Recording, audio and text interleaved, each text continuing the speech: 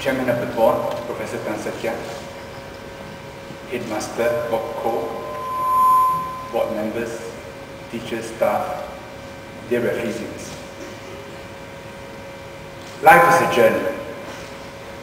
In the first part of the journey, you have parents and teachers helping you along. But later on, you'll be on your own. And one day, it will be for you to help others. Along the way, you will discover yourselves, especially your strengths and weaknesses. The journey is also a test of your character. At various points, you'll be challenged. And how you respond to these challenges is often a moral choice between right and wrong. Confronted with a difficult situation, our response can either be fight or flight. Fighting means standing up for what is right and being on the bright side. Flight means running away or giving in, compromising principles. What in Star Wars is described as drifting to the dark side. All of you have grown up with Harry Potter. With each episode, as Harry grows up, the story becomes darker. The emotions more complicated. And there's a certain sadness. Once past 17, Harry will lose the protection of his parents and will be on his own. And he must then make very hard choices. Of course, he will have friends and relatives who help him, but not all will help him. Some may even betray him, those who have given in to temptation and moved to the dark side. As a teenager, there are times when you can't wait to grow up. But there are other times when you rather stay a kid forever, what some people call the Peter Pan complex. An important difference between being a kid and being an adult is in the amplitude of your emotional cycles, in the ups and downs. Kids can cry one moment and not the next. Adults carry their emotions much longer, sometimes to their graves. So while it is true that the later episodes of Harry Potter are darker and sadder, they're also brighter and happier. Understanding your own emotional ups and downs is part of growing up. The key point is making choices, making moral choices.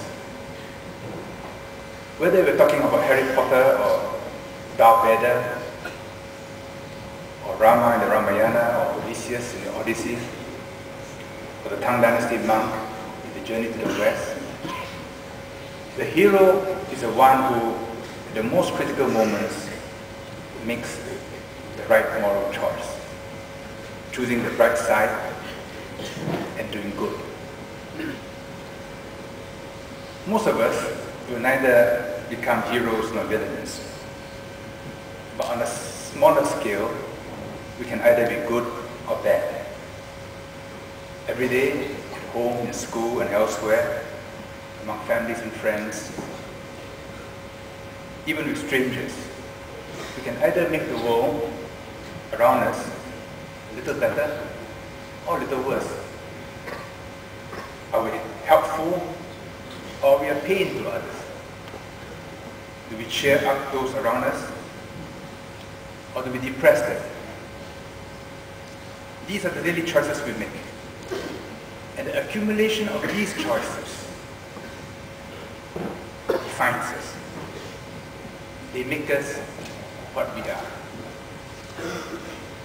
If in little things we do what is right, and it becomes a habit, it is more likely that we will do what is right when we confront big things. Few people relish big challenges. Most of us would rather avoid high-risk situations, which is only rational. But sometimes we have no choice. Harry did not wish for Voldemort. When times are easy, there are no heroes. It is only when times are out of joint, during wars and revolutions, when natural disasters strike, the heroes emerge. And ordinary people become heroes. We do not know what life holds for us in our journey to the future. But sooner or later, we will face challenges we'd rather not. Then we have no alternative but to respond. And there may not be enough time then to weigh the pros and cons carefully. It may have to be by instinct that we decide what to do. And during your teenage years, you will gradually understand your own nature.